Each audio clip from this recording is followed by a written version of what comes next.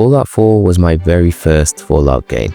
And like a lot of people, when I played it for the first time, I genuinely thought that it was one of the best games ever made. The world felt huge, the gunplay was fun, and obviously the power armor was cool as hell, and I was out here building entire settlements like some sort of post-apocalyptic Bob the Builder. Even the story, despite its weirdness, had me hooked. A kidnapped son, a war between factions, a big booty Latina, like sign me the fuck up. But then I made a horrible mistake. I played Fallout New Vegas. Let me tell you, going from Fallout 4 to New Vegas is like eating fast food your whole life and then trying an actual home-cooked meal for the first time. Suddenly, I realized that I had been scammed. Fallout wasn't just about looting duct tape and doing Radiant Minutemen quests until the fucking sun explodes. It was about actual role-playing, deep writing, meaningful choices, and factions that didn't feel like they were written by a lobotomized goldfish. And that's when it hit me. Bethesda doesn't understand Fallout. They own it, but they don't actually love it. In fact, sometimes it feels like they actively hate it. And today, we're breaking down exactly how and why Bethesda has systematically butchered one of the greatest RPG franchises ever made in video game history. Fallout used to have a world that just made sense. A darkly satirical, internally consistent setting full of complex factions, tragic backstories, and a deep history that actually felt real. The pre-war world was an exaggerated version of 1950s American exceptionalism gone wrong. But it still felt pretty grounded. Every event had a logical cause and effect. Every faction had motivations shaped by the history of the world. The lore wasn't just a backdrop, it was the foundation of the entire game. Then Bethesda got their hands on it, and suddenly pre-war America became a cartoonish dystopia. Every faction changed their entire ideology between games, and lore consistency became completely optional. The Brotherhood of Steel is a perfect example of how Bethesda just does not care about internal consistency. They're secretive isolationists who hoard technology and don't give a damn about the wasteland.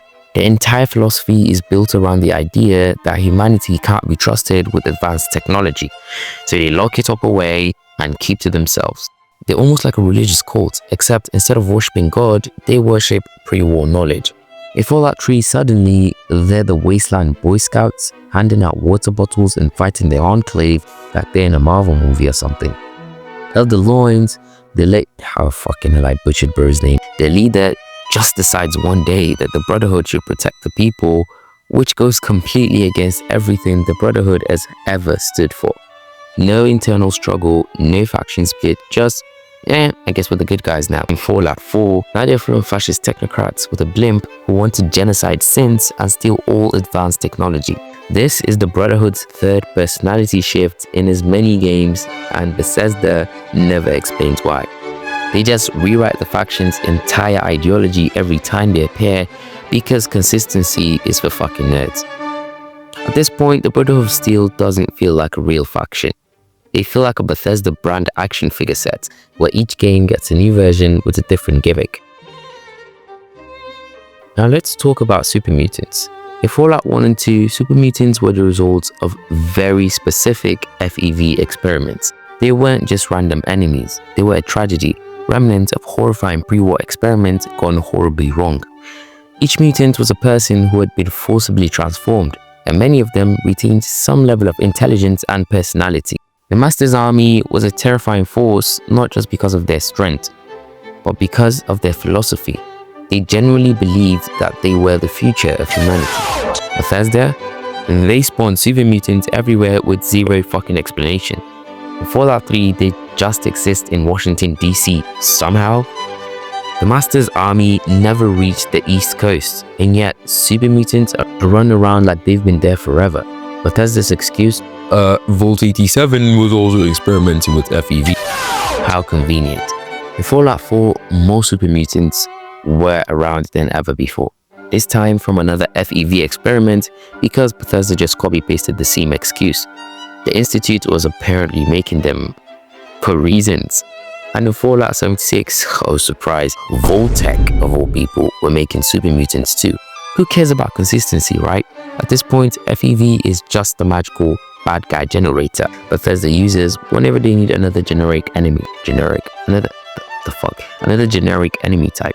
Super mutants went from being a carefully crafted piece of Fallout's world building to being mindless orc reskin that Bethesda litters across every game because they think Fallout needs a default enemy type.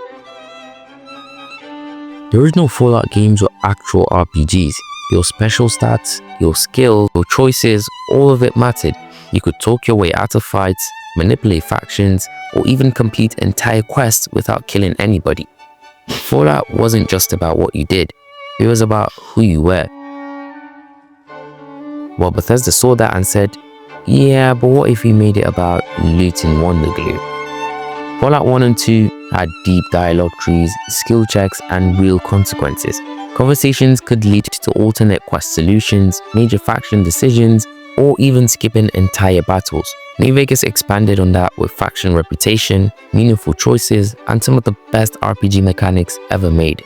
Your choices actually mattered, and you had tons of role-playing options beyond just shoot or don't shoot. And Fallout 4, well, there's yes, sarcastic yes, no, which actually means yes, more info, which also means yes.